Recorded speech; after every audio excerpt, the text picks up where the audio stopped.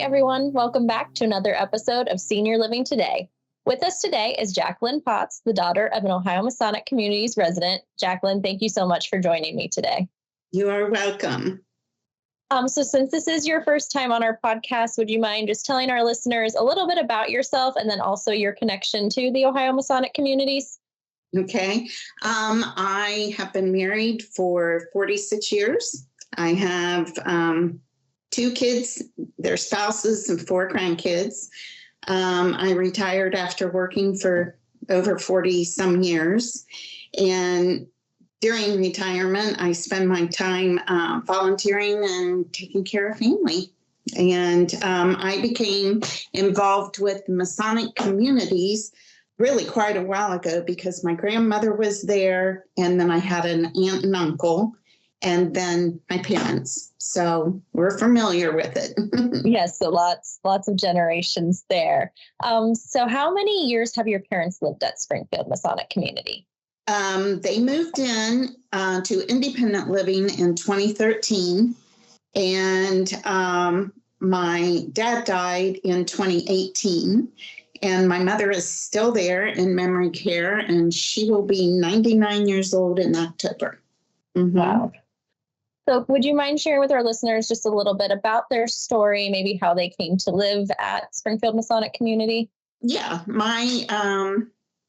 they always knew they wanted to move there, but everybody kind of drags their feet and not wanting to leave their own homes and such. But my dad became ill, and with my mom's dementia, it just got too hard for him to take care of her anymore, and very stressful for him. So that's really what initiated the move.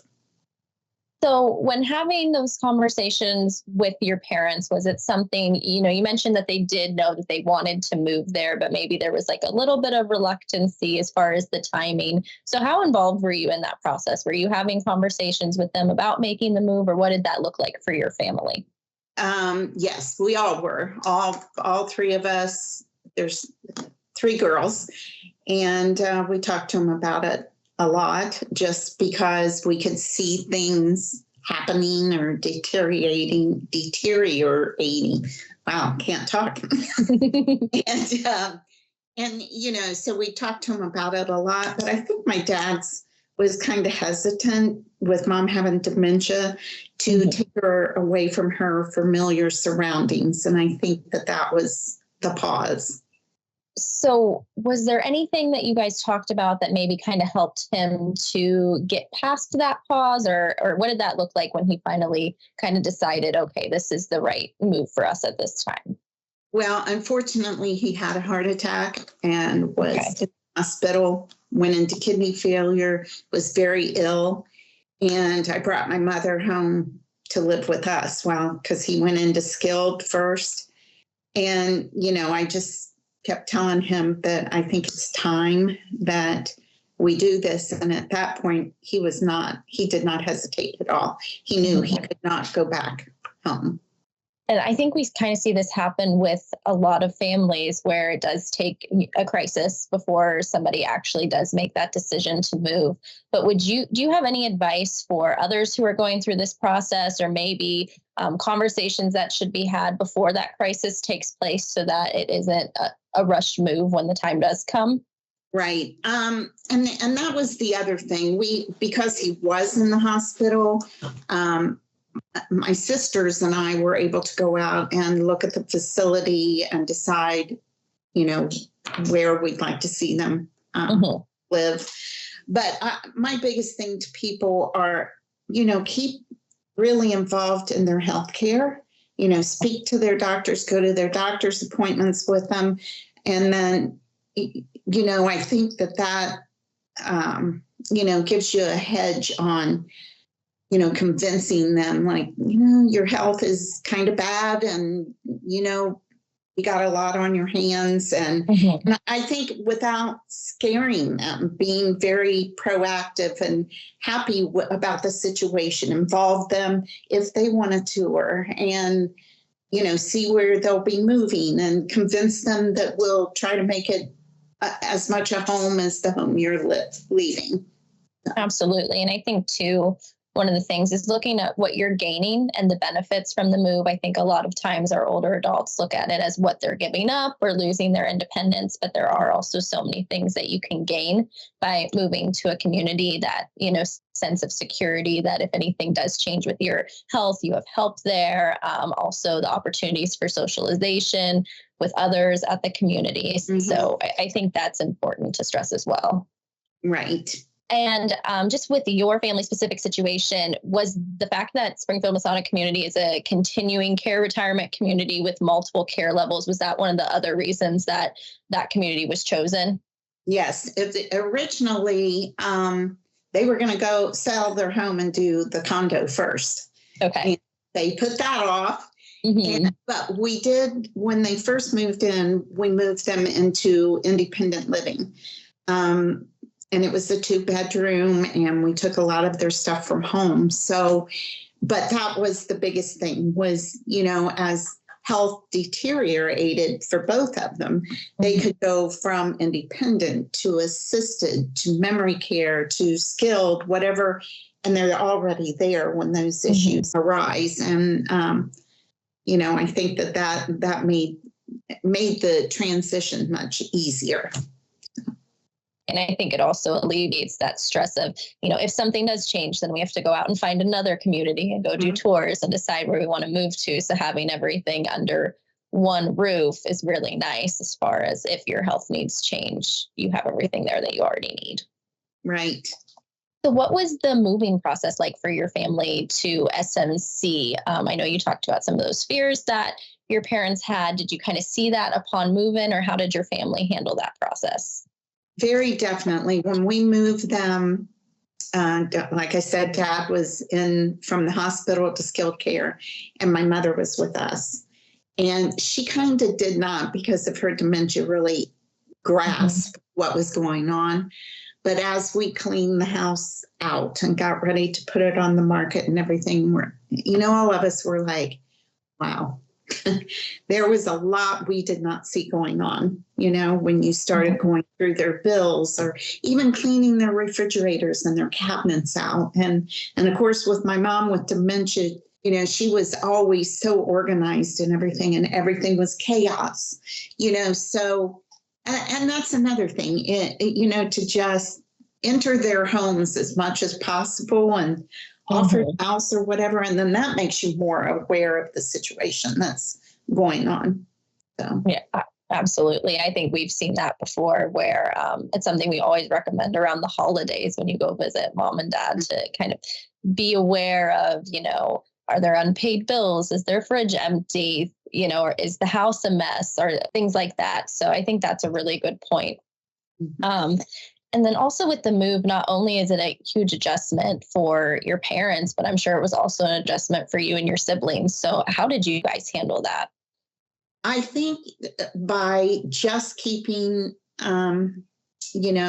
involved with mom and dad helped emotionally. I mean, as long as you knew they were happy and things were going well for them where they were at, and just staying close to the siblings, trying to keep the arguments and the chaos out of the picture, which can happen. You have siblings and we don't all agree on medication, places to live, that type of thing. And I'm the baby of the family.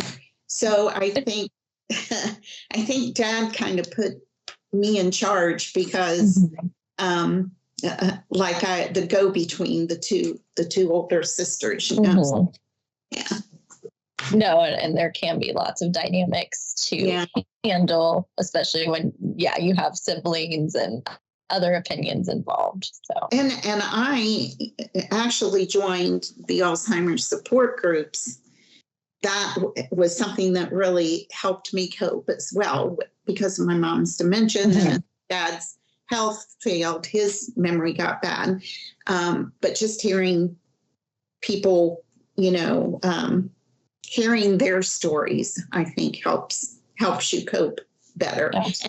It was right on Masonic Home's campus was the support group, so it made it easy to go to as well.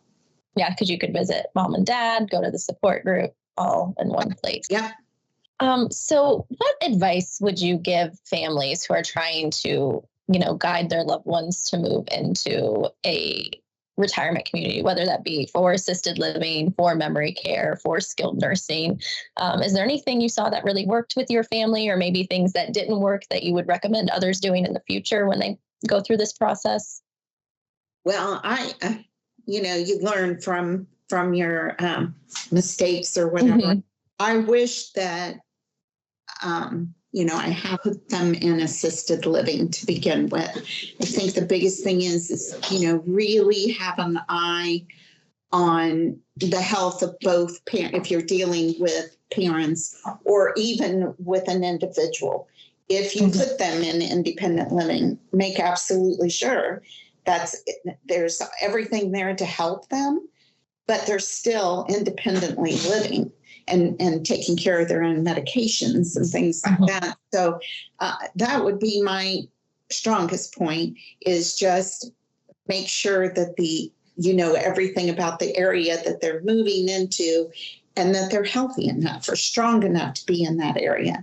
And then if you choose assisted living, what is everything that they take care of, and that sort of thing. And just following their health care. That's the biggest thing. And, just visit them. I mean, I see hundreds of families that never see any of their family. And, if you want to make sure you're helping someone and make the right move, then stick with them till the end. Absolutely.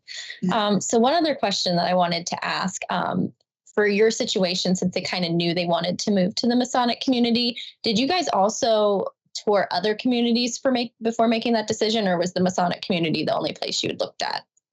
I think that my dad wouldn't have gone anywhere else, and the fact that we had family. So it was kind of a no-brainer. But in my volunteering and things, I had been to other, communities or healthcare places with friends and other family members. And so I pretty much knew that the Masonic was, where I wanted them to go. But I think it's also good to look at other places, because then you have something to compare it with, But I keep saying that I'll be out there soon. So keep me a space, Well, we absolutely will. Jaclyn, it really was such a pleasure having you here with us today. You shared some really helpful information for families who might be going through this process, and I just appreciate you sharing your story and the experience that you went through with your parents. So thank you. Thank you. I enjoyed doing that. For our listeners, as always, be sure to like and subscribe to Senior Living Today so you never miss a new episode. And we will be back again with a new episode in 2 weeks.